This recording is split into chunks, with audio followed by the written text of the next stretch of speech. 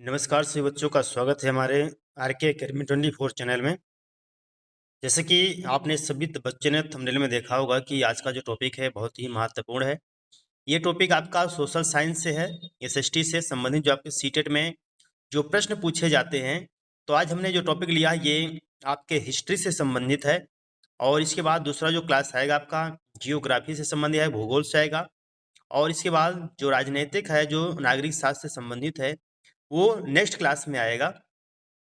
तो आज का हम हिस्ट्री में देखेंगे कि आखिरकार हिस्ट्री के जो क्लास में आज हमें जो देखने को मिलेगा वही सारा कुछ हमारे एग्जाम टाइम में पूछा जाता है सीटेट में, ठीक है, सेकंड पेपर में। और ये इन्वायरमेंट में भी, ईवीएस में भी पूछ लिए जाते हैं बहुत सारे क्वेश्चन, ठीक है। तो सभी बच्चे आज इस क्लास को बहुत ही गहनता से देखना है और सीखना है, ठीक है। तो हम स्टार्ट करते हैं वीडियो को। देखिए, कहा पहले सबसे पहले हमें जानना है कि देश क्या होता है, देश का नाम कैसे पड़ता है। तो हमारा जो भारत देश है, हमारे भारत देश का नाम कैसे पड़ा, तो इस चीज को हम जानेंगे, ठीक है। हमारा भारत देश पहले क्या था, भारत देश की उत्पत्ति कैसी हुई, और तो हम इस वीडियो में जान लेते हैं, ठीक है। इसमें कहा है ये देश का नाम, ठीक है, देश के नाम के विषय में है। इंडिया शब्द की उत्पत्ति क्या है, इंडिया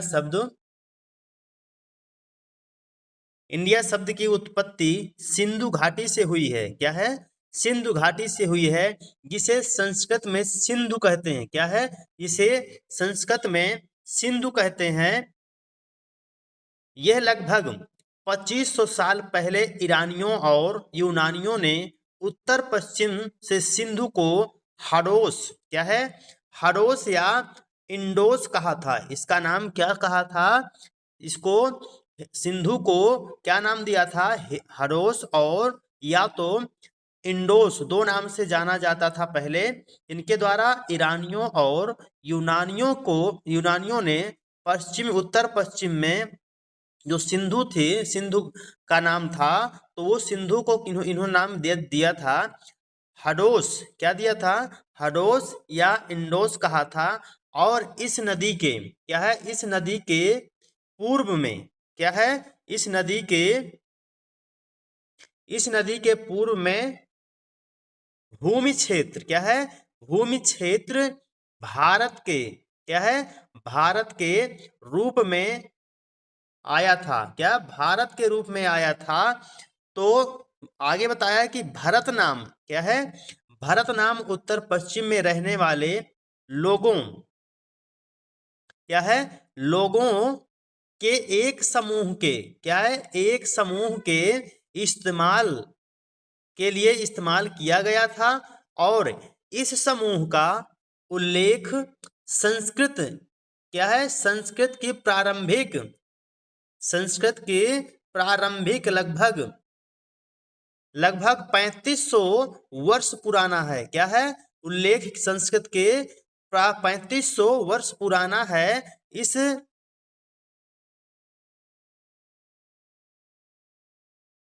इस कृति क्या है, प्रारंभिक लगभग 3500 वर्ष पुरानी है। और ये जो कृति है ये ऋग्वेद में मिलता है। किसमें, ऋग्वेद में मिलता है। सबसे जो पुराना ग्रंथ है वो क्या है, ऋग्वेद है, ठीक है। अगला देखते हैं, आगे कहा है अतीत। अतीत क्या होता है, अतीत की जानकारी इसमें दिया गया है कि हम अतीत के बारे में, क्या है, अतीत के बारे में कई तरह से जानकारी प्राप्त कर सकते हैं। जैसे इनमें से एक तरीका अतीत में लिखी गई पुस्तकों को खोजना और पढ़ना है। क्या है, अतीत के जो पुराने जो कुछ तत्व हैं उनको खोजा जा सकता है। किस आधार पे, वो अतीत का मतलब होता है चिन्ह या उनकी पहचान करना, ठीक है। खोजना और पढ़ना, चूंकि ये पुस्तकें हाथ से, क्या है, हाथ से लिखी गई थी, हस्तलिखित थी। उस समय किसी प्रकार के प्रिंटर का कोई आविष्कार नहीं था, इसलिए इन्हें मनुस्क्रिप्ट क्या कहता है? मनुस्क्रिप्ट पांडुलिपियां कहा जाता है। क्या है? ये ध्यान देना, आपको इंग्लिश से पूछ सकता है इंग्लिश शब्द में कि पांडुलिपि क्या है? पांडुलिपियां कहा जाता था, या मनुस्क्रिप्ट भी इसको कहा जाता है। क्या? मनुस्क्रिप्ट। अब आगे क्या कहा है कि पांडुलिपि है जो मनुस्क्रिप्ट है, ये पांडुलिपियां प्रायः ताड़पत्रों पर, किसके? ताड़पत्र या पाल्म लीफ में क्या लिखा गया था, अथवा हिमालय में उगने वाले भुर्ज, क्या है? भुर्ज या बिर्च नामक छाल से विशेष तरीके से तैयार भोजपत्र था। क्या था? भोजपत्र था। किसके? भुर्ज नामक एक जो पेड़ था उसके छाल से, भुर्ज नाम का जो पेड़ था उसकी छाल में से विशेष तरीके से तैयार किया गया एक भोजपत्र था। भोजपत्र पर लिखी मिलती है क्या? पांडुलिपियां। क्या लिखी मिलती हैं?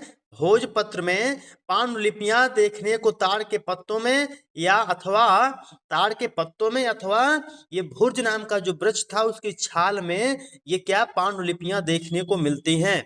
दूसरे में आगे कहा है, आगे कहा है कि पांडुलिपियां मंदिरों और बिहारों में प्राप्त होती हैं। कहाँ? मंदिरों और बिहारों में। इस चीज का जरूर ध्यान देना, जब पेपर में पूछा जाए कि जो पांडुलिपियां हैं किन किन जगहों पर प्राप्त होती थी, तो आपको मंदिर भी हो सकता है और बिहार भी हो सकता है, बिहारों में भी प्राप्त किए जा सकते हैं। इन पुस्तकों में धार्मिक मान्यताओं व व्यवहारों, राजाओं के जीवन, औषधियों यानी मेडिसिन तथा विज्ञान आदि सभी प्रकार के विषयों की चर्चा मिलती है। किनकी किनकी किनकी मिलती हैं? इन पुस्तकों में धार्मिक मान्यताएं थी, जो धर्म प्रचलन था, और त्योहारों का, राजाओं के जीवन से संबंधित मेडिसिन अर्थात दवाइयों से संबंधित जो औषधियां थी, तथा विज्ञान आदि सभी प्रकार के विषयों की चर्चा मिलती है। इसमें इन पांडुलिपियों में इसे क्या कहते हैं? प्राकृतक भाषा का, प्राकृत भाषा का प्रयोग आम लोग करते थे। क्या है?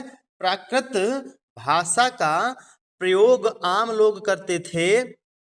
आगे है, आप इस क्लास को बिल्कुल लास्ट तक देखिएगा, आपके बहुत सारे इसमें से आपने एक ऐसे पढ़ लेना है जो कि आपके प्रश्न आए तो तुरंत आपको सवाल का जवाब तुरंत देना आ जाना चाहिए। ठीक है, अब यहाँ पे पूछा अभिलेख, अभिलेख से संबंधित अगर ये आपके आ जाए इंस्क्रिप्शन, तो आपको जरूर देखना है कि अभिलेख में क्या पूछा गया है। ठीक है, तो यहाँ पे पूछा है ऐसे लेख पत्थर, क्या? ऐसे लेख पत्थर या धातु जैसी अपेक्षाकृत कठोर सतहों पर खुदे हुए, क्या है? खुदे हुए पाए जाते हैं। कभी कभी शासक या अन्य लोग अपने आदेशों को इस प्रकार उत्कीर्ण करवाते थे, उत्कीर्ण, क्या है? उत्कीर्ण करवाते थे कि लोग उन्हें देख सकें, पढ़ सकें और उनका पालन कर सकें। आगे कहा है अभिलेखों में शासक युद्धों में अर्जित विजयों का अभिलेख भी था। क्या है? अभिलेख भी रखते थे। किनमें? अभिलेखों में अभिलेख रखते थे। आगे है पुरातात्विक, क्या है? पुरातात्विक क्या है? पुरातात्विक के विषय में जान लेते हैं। पुरातात्विक वो है जो व्यक्ति वस्तुओं का अध्ययन करता है उसे तात्विक कहते हैं। क्या? पुरातात्विक कहते हैं। पुरातात्विद पत्थर और ईंट से बनी इमारतों, चित्रों, मूर्तियों तथा अवशेषों का अध्ययन करते हैं। किसमें? जो पुरातात्विद होते हैं या पहचान होते हैं, जिन्हें हम चिन्ह कहते हैं, जो हमें देखने को मिला, वो किन किन द्वारा हम पहचान करते हैं? पुरातात्विक पत्थर होता था, पत्थर से, ईंट से बनी जो इमारतें थी, महल थे, मकान थे, घर थे, और चित्रों द्वारा, मूर्तियों के द्वारा और अवशेषों के द्वारा, जो उस समय जीव जंतु और मनुष्य जो पाए जाते थे उनके अवशेष मिलते थे, हड्डी ढांचे मिलते थे, उनके द्वारा का अध्ययन करते थे। वे औजारों, हथियारों, बर्तनों, गहनों और सिक्कों की खोज और खुदाई भी करते थे। तो इन चीजों से क्या होता था, पुरातात्विक यानी खोज होती थी। अगला है, आगे कहा है,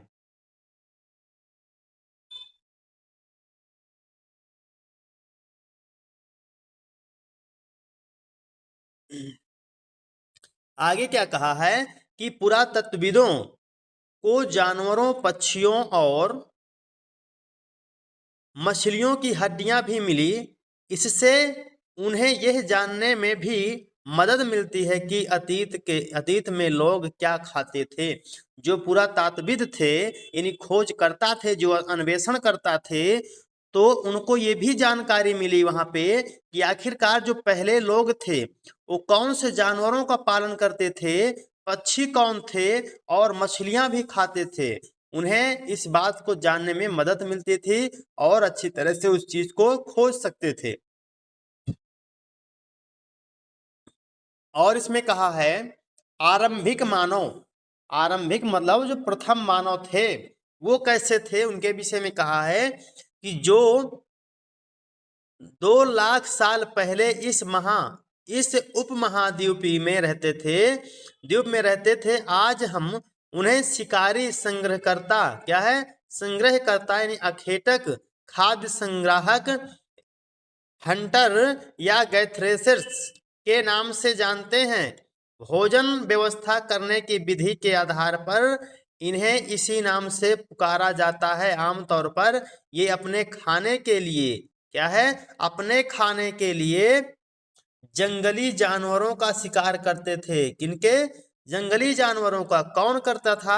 आरंभिक मानव। आरंभिक मानव किनका शिकार करते थे? जंगली जानवरों का। ये विशेष ध्यान रखिएगा, ठीक है सभी बच्चे। अगला है, और ये कहा है कि मछलियां और चिड़ियां पकड़ते थे, फल, मूल, दाने, पौधे, पत्तियां, अंडे इकट्ठा किया करते थे। क्या है? ये सारी चीजें इकट्ठा किया करते थे। क्या क्या? मछलियां, चिड़ियां पकड़ते थे और फल, फूल, दाने आदि पौधे, पत्तियां, अंडे इकट्ठा किया करते थे। फिर दूसरे में कहा है कि मनुष्यों के खाने योग, क्या है, मनुष्यों को खाने योग जड़ों को खोदने के लिए पत्थर के औजारों का इस्तेमाल किया जाता था। क्या है? अगर कोई चीज खोदना होता था, कुछ जड़ें निकालने के लिए, तो वहां इनके पास कौन से औजार होते थे? पत्थर के औजार हुआ करते थे। और कपड़ों की सिलाई के लिए जानवरों की खाल का इस्तेमाल किया करते थे। कपड़ों, उस समय धागा का इस्तेमाल नहीं किया जाता, धागा नहीं था, ठीक है। फिर कहा है कि लोग लोग गुफाओं में रहते थे क्योंकि यह उन्हें बारिश, धूप और हवा से राहत मिलती थी। ये गुफाएं नर्मदा घाटी के पास थी। कहाँ पे? नर्मदा घाटी के पास थी। दूसरे आगे आगे कहा है कि स्थल वे स्थान होते थे जहां औजारों, बर्तनों और भवनों जैसी वस्तुओं के अवशेष मिलते थे। क्या है? अवशेष मिलते थे। फिर आगे कहा है, आगे बढ़ते जाते हैं, आगे कहा है पूरा पाषाण क्या था। पूरा पाषाण के विषय में बताया है। पूरा पाषाण काल जिसे कहा था, पूरा पाषाण काल 20 लाख साल पहले से 12,000 साल पहले के दौरान माना जाता है। यह दो ये दो शब्दों पूरा अर्थात यानी पुरानी, पूरा और यानी प्राचीन यानी पाषाण यानी पत्थर से बना है। पूरा पाषाण यानी पुराने पत्थरों से, या पूरा पाषाण अर्थात पुराने समय में पत्थरों के द्वारा जो बना हुआ था। पाषाण, पाषाण का अर्थ होता है पत्थर, यानी पत्थर से बना है। इस काल को भी 3 भागों में विभाजित किया गया, बांटा गया है। पहला है आरंभिक, आरंभिक, दूसरा मध्य और तीसरा है एवं उत्तर पूरा पाषाण काल। आरंभिक पूरा पाषाण काल युग और मध्य पूरा पाषाण युग और उत्तर पूरा पाषाण युग, इन 3 नामों से 3 भागों में विभाजित किया गया था, बांटा गया था। मानव इतिहास की लगभग 99% क्या है, 99% काल के दौरान घटित हुए हैं। ठीक है, इसको जरूर ध्यान दीजिए। मानव इतिहास के लगभग 99% काल के दौरान घटित हुई थे। और किस पुरापाषाण काल को किन 3 भागों में बांटा गया था? आरंभिक, मध्य और उत्तर, इन 3 भागों में विभाजित किया गया था। आगे है, आगे कहा कि मध्य पाषाण काल क्या है? मध्य पाषाण युग या मध्य पाषाण काल भी कह सकते हो। तो मध्य पाषाण युग में क्या कहा है? मध्य पाषाण युग का कहा है कि जिस काल में हमें पर्यावरणीय परिवर्तन मिलते हैं उसे मध्य पाषाण कहा जाता है। क्या है? मध्य पाषाण कहा जाता है, अर्थात मध्य पाषाण युग कहा जाता है। इसका समय लगभग 12,000 वर्ष पूर्व से 10,000 पूर्व क्या है? 10,000 पूर्व तक माना जाता है। इस काल के पत्थर के औजार सामान्यतः छोटे होते थे। क्या है? इस समय के जो पत्थर औजार थे वो छोटे होते थे। उन्हें माइक्रोलिथ्स क्या है? माइक्रोलिथ्स कहा जाता था। क्या कहा जाता था? माइक्रोलिथ्स कहा जाता था। यहाँ पे देखिए, माइक्रोलिथ्स कहा जाता था, यानी छोटे पत्थर। अक्सर इन औजारों में हंसिया और आरी जैसे उपकरण हड्डियों या लकड़ियों के हत्थे के साथ पाए जाते थे। साथ ही पुरापाषाण युग के औजार भी इसी काल में बनाए गए थे। क्या है? पुरापाषाण काल युग के भी औजार इसी काल में बनाए गए थे। अब यहाँ पे आता है नवपाषाण। क्या है? नवपाषाण क्या है? नवपाषाण को देख लो। नवपाषाण में कहा है कि अगला युग लगभग 10,000 साल पहले शुरू होता है। इसे नवपाषाण युग कहा जाता है। क्या? नवपाषाण ये कितने साल बाद शुरू होता है? 10,000 साल पहले शुरू होता है।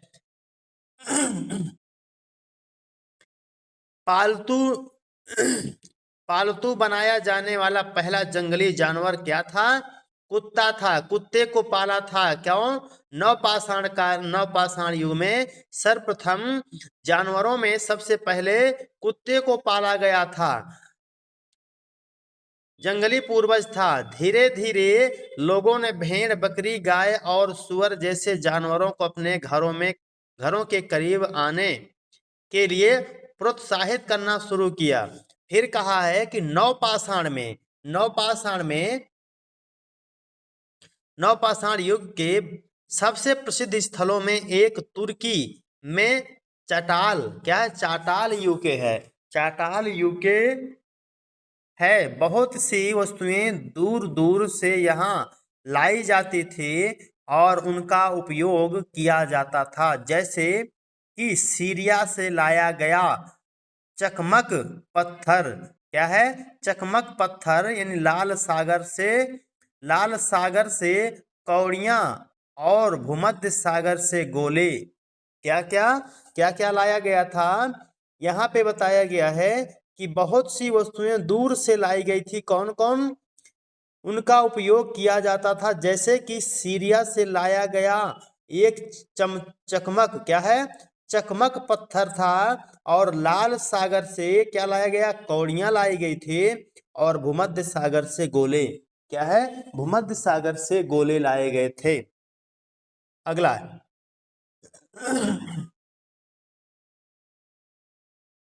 आगे क्या कहा है कि खेती और पशुपालन, फार्मिंग एंड हर्डिंग। क्या है? हर्डिंग क्या है? तो यहाँ पे पहले कहा है कि लोगों द्वारा क्या है? लोगों द्वारा पौधे उगाने और जानवरों की देखभाल करने को बसने की प्रक्रिया का नाम दिया जाता है। क्या है? बसने की प्रक्रिया का नाम दिया जाता है। जैसे पहले में कहा है कि बुर्ज होम, अर्थात बुर्ज होम को कहा है वर्तमान कश्मीर में यह देखने को मिलता है। अगर देखा जाए तो ये कश्मीर में देखने को मिलता है। कश्मीर में है कि लोग गड्ढे के नीचे घर बनाते थे। क्या है? मिट्टी के जमीन खोदकर गड्ढे बनाते थे, जिन्हें गर्तवा, क्या है? गर्तवा कहा जाता था। किसको? गर्तवा कहा जाता था। अगर पूछ ले कि कश्मीर में रहने के लिए जो गड्ढे बनाए जाते थे उनको किस नाम से जाना जाता था, तो आपको बताना है गर्तवा नाम से जाना जाता था। क्या है? गर्तवा नाम से जाना जाता था। और अगर पूछ ले कि कश्मीर को कौन सा एरिया है जिसको हम किस नाम से जानते हैं, बुर्ज होम नाम से भी जानते हैं, बुर्ज होम के लोग। ठीक है, बुर्ज होम में ही गड्ढे बनाकर या मिट्टी खोद कर नीचे घर बनाकर रहा जाता था, जिसका नाम गर्तवा था। ठीक है, इनमें उतरने के लिए क्या होती थी? सीढ़ियां बनाई जाती थी, सीढ़ियां होती थी नीचे जाने के लिए। इससे उन्हें ठंड के मौसम में सुरक्षा मिलती थी। जब कोई जहाँ ठंड पड़ती थी, कश्मीर में तो ठंड पड़ती ही है, वहां पर इनको क्या होता था? ठंड से बचने के लिए बहुत सुरक्षा मिलती थी। फिर आगे, फ्रांस में गुफा में की गई चित्रकारी में प्रयोग होने वाले रंगों को लौह अयस्क, क्या है? लौह अयस्क और चारकोल जैसे खनिज पदार्थों से बनाया जाता था। क्या? चित्रकारियां। वहां जो फ्रांस की गुफाओं में किनसे चित्रकारियां बनाई जाती थी? चारकोल और पत्थर के वयस्क पत्थरों द्वारा। ठीक, वो लौह वयस्क और चारकोल के खनिज जैसे पदार्थों से। ठीक है, अगला है,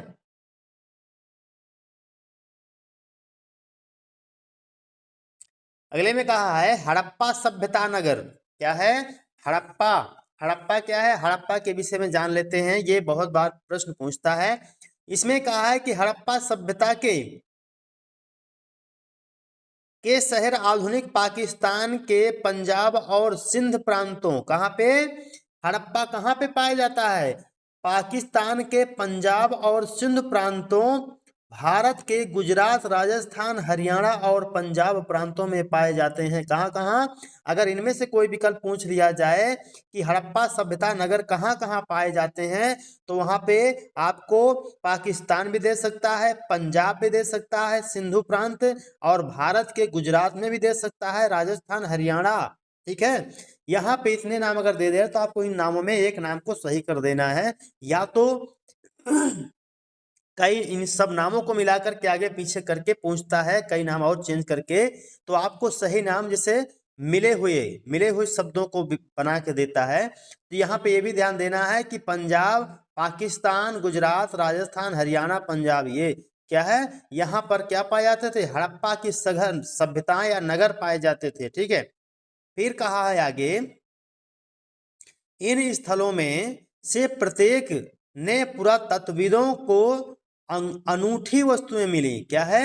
अनूठी वस्तुएं, विचित्र वस्तुएं, काली आकृतियों के साथ लाल मिट्टी के बर्तन भी मिले, पत्थर के वाट भी मिले। क्या है?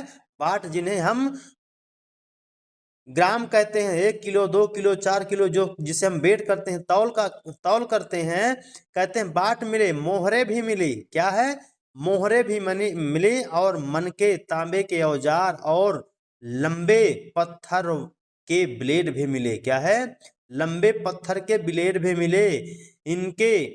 इसके ऊंचे हिस्से को पुरातात्विक नगर दुर्ग, और नीचे के हिस्से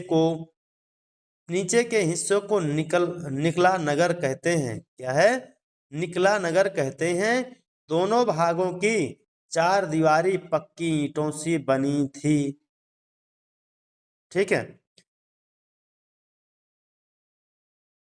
आगे कहा है कि मोहनजोदड़ो में एक विशेष तालाब का निर्माण किया गया था, जिसे पुरातत्वविदों ने महास्नान घर कहा है। क्या है? महास्नान घर कहा है। अगर ये पूछ लिया जाए प्रश्न में कि मोहनजोदड़ो में एक विशेष तालाब का निर्माण मिला था, उसे पुरातत्वविदों ने क्या नाम दिया था? महास्नान घर नाम दिया था। क्या? महास्नान घर नाम दिया है। फिर कहा है आगे कि कालीबंगा, क्या है? कालीबंगा और लोथल जैसे अन्य शहरों में अग्निकुंड पाए गए जहां शायद बलि दी जाती थी। हड़प्पा, मोहनजोदड़ो और लोथल जैसे कुछ शहरों में बड़े अन्न भंडार भी पाए गए। कहाँ कहाँ कहाँ कहाँ अन्न भंडार पाए गए? हड़प्पा, हड़प्पा के मोहनजोदड़ो और लोथल, क्या है, लोथल जैसे कुछ शहरों में अन्न भंडार भी पाए गए। फिर कहा है मेहरगढ़, मेहरगढ़ 7,000 साल पहले कपास की खेती होती थी। कहाँ पे? मेहरगढ़ में 7,000। पूछ लिया जाए कि मेहरगढ़ में कितने साल पहले कपास की खेती होती थी, तो आपको वहां पे बताना है कि 7,000 साल पहले वहां कपास की खेती होती थी। आगे का, शहरों की शुरुआत करीब 4700 साल पहले हुई थी। क्या है? 4,700 वर्ष पहले हुई थी। क्या? न शहरों की शुरुआत। और हड़प्पा कालीन, हड़प्पा कालीन नगरों के अंत की शुरुआत लगभग 3,900, क्या है, 3,900 वर्ष पूर्व हुई थी। हड़प्पा कालीन नगरों में नगरों के अंत की शुरुआत, अंत की शुरुआत यानी नष्ट होने की शुरुआत कब हुई थी? 3,939 साल या वर्ष पूर्व हुई। लगभग लगभग 2500 साल पहले अन्य शहरों का विकास हुआ। क्या है? 2500, 2,500 साल पहले अन्य शहरों का विकास हुआ।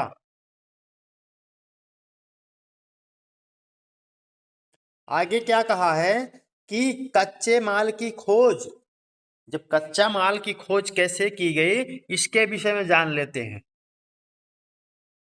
इसमें कहा है कि हड़प्पा के लोग तांबे का आयात, क्या है, आयात संभवतः आज के राजस्थान से, क्या है, आज के राजस्थान से करते थे। यहाँ तक कि पश्चिम एशियाई, क्या है, पश्चिम एशियाई देश ओमान, क्या है, ओमान से भी तांबे का आयात किया गया था।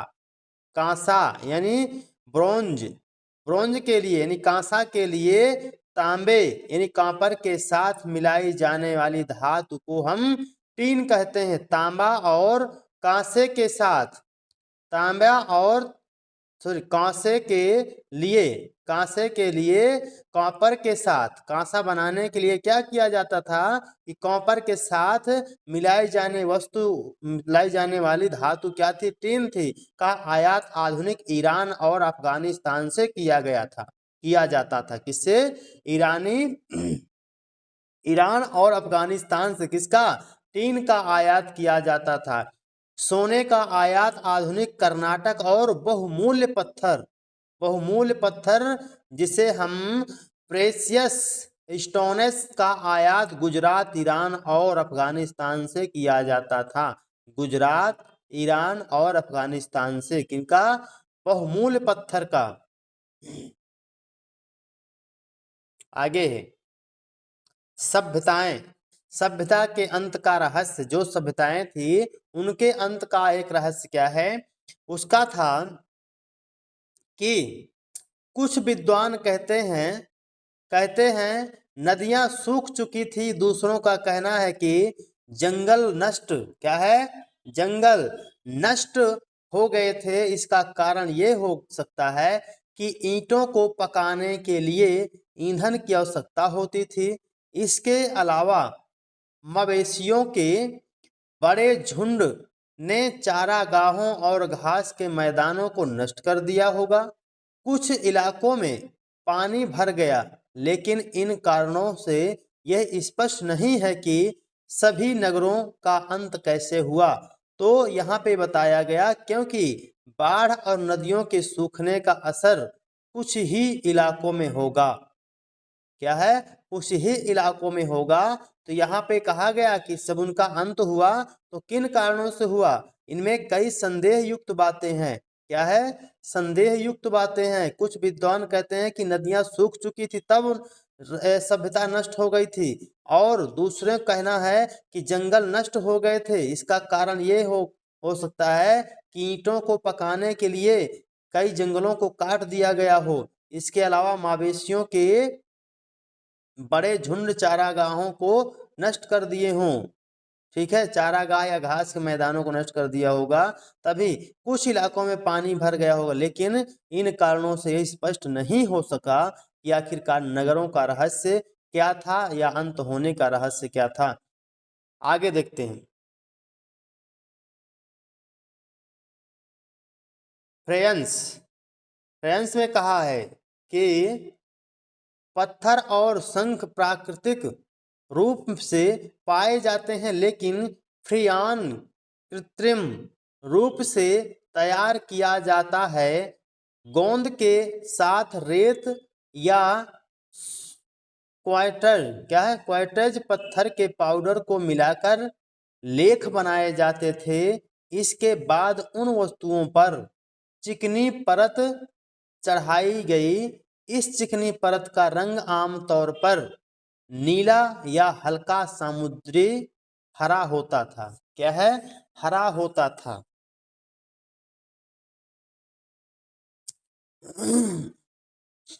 फिर आगे कहा है कि ऋग्वेद, अब ऋग्वेद के विषय में जाने कि सबसे पुराना ऋग्वेद है। ऋग्वेद की रचना कैसे हुई? ऋग्वेद के विषय में बताया गया इतिहास में कि ऋग्वेद सबसे पुराना वेद है जिसकी रचना क्या है? कंपोजिशंस लगभग 3500-3500 वर्ष पूर्व हुई थी। ऋग्वेद में 1000 से अधिक प्रार्थनाएं क्या है? प्रार्थनाएं हैं जिन्हें सूक्त कहा जाता है। क्या है? सूक्त कहा जाता है। सूक्त का अर्थ होता है अच्छा बोलने वाला।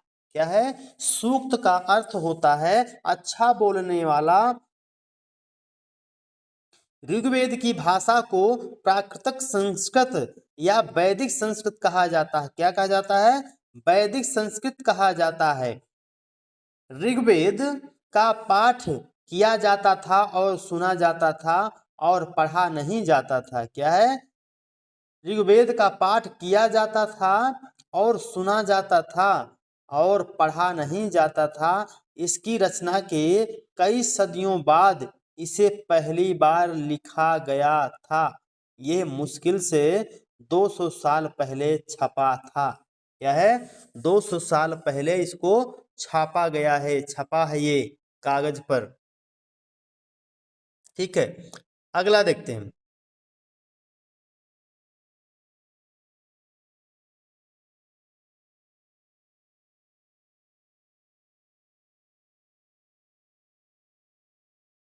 महापाषाण काल के विषय में कहा है कि महापाषाण काल क्या है उसके विषय में जान लेते हैं।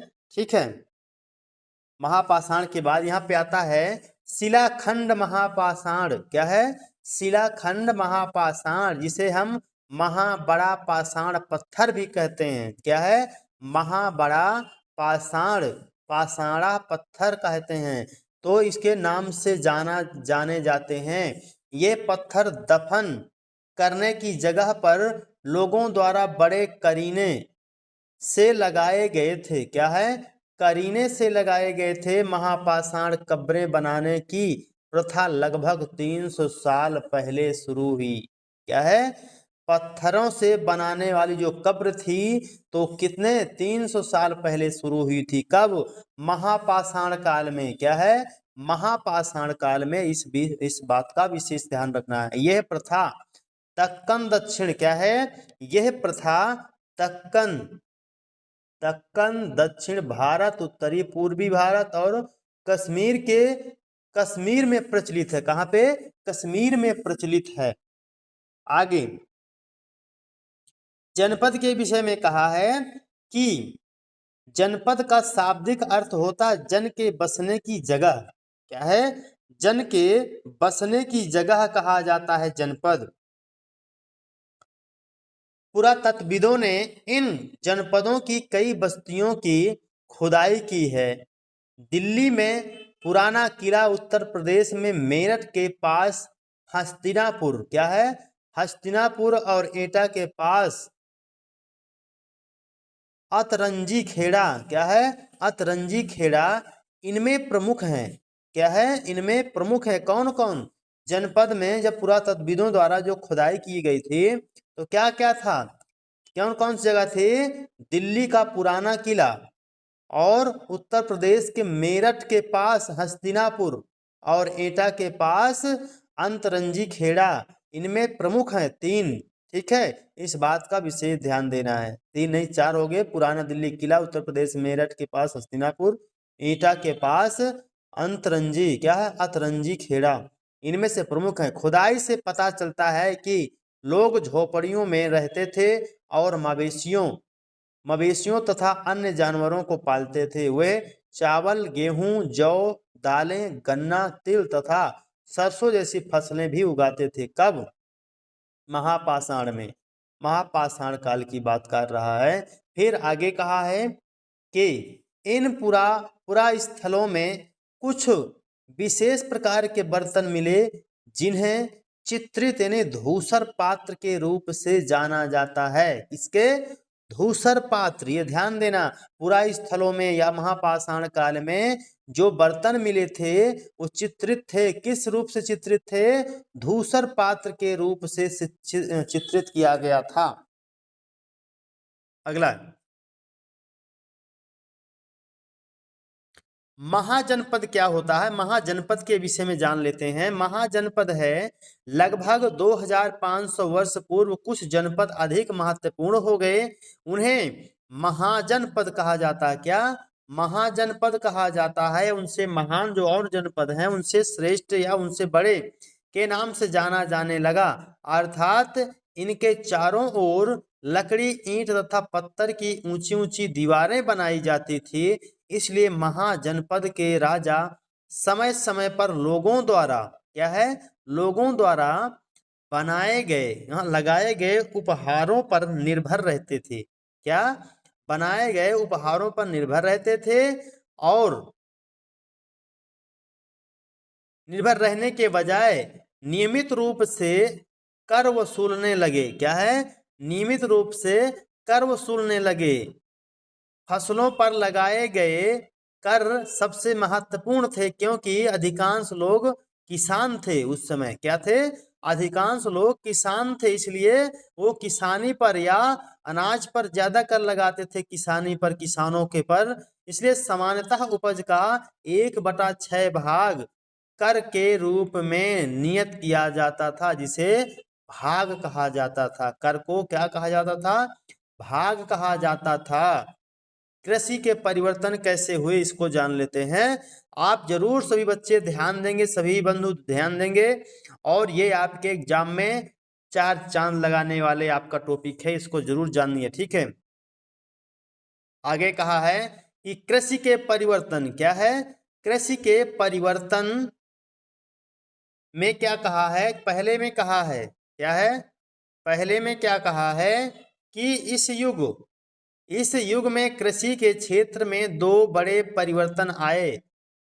हल के फाल अब लोहे के बस बनने लगे। क्या है? जो हल में फाल लगाया जाता था जिससे जुताई की जाती थी, अब वो लोहे के बनने लगे। अब कठोर जमीन को लकड़ी के फाल से आसानी से जोता जा सकता है, क्योंकि वो आसान हो गया जब लोहे के फाल लगाने लगे। दूसरा है लोगों ने धान के पौधे का रोपण शुरू किया, और अर्थात खेतों में बीज छिड़ककर धान उपाजाने के बजाय धान की तैयार कर उनका रोपण शुरू किया। धान को तैयार करते फिर उनका रोपण करने लगे, लगाने लगे। ठीक है, अगला आगे कहा है कि मगध क्या था? मगध में क्या है? मगध में गंगा और सोन जैसी नदियां बहती थी। कहाँ पे? मगध में 2 बहुत शक्तिशाली शासक बिंबिसार और अजातशत्रु थे। कौन थे? बिंबिसार और अजातशत्रु 2 राजा थे। कहाँ पे? मगध में। ये विशेष ध्यान देना है। फिर बिहार में क्या कहा है? बिहार में राजगृह ने आधुनिक राजगीर कई वर्षों तक मगध की राजधानी बना रहा। ठीक है, मगध की राजधानी बना रहा। बाद में पाटलिपुत्र क्या है, जिसे कहते हैं पाटलिपुत्र, आज का पटना जिसे कहा जाता है, आज के समय बिहार में इसको पटना कहा जाता है, को राजधानी बनाया गया था। मगध एक शक्तिशाली राज्य बन गया था। इसके निकट की वज्जी का राज्य था, जिसकी राजधानी वैशाली यानी बिहार थी। वैशाली यानी बिहार थी। यहाँ एक भिन्न प्रकार की शासन व्यवस्था थी, जिसे गण और संघ कहा जाता था। और चौथा लास्ट में कहा है कि बुद्ध और महावीर दोनों गण या संघ के थे। ठीक है, तो आज का जो वीडियो यहीं पे समाप्त होता है। कल की क्लास में हम बताएंगे कि बुद्ध की कहानी क्या थी, बौद्ध धर्म क्या था, उपनिषद क्या था, जैन धर्म क्या था, ये कल की क्लास में आपको बताएंगे। तो आज यहीं पे समाप्त करते हैं। सभी बच्चे वीडियो को ज्यादा से ज्यादा शेयर कर दें, कमेंट करें और बताएं कि आज का वीडियो कैसा लगा। ठीक है, जय हिंद, जय भारत।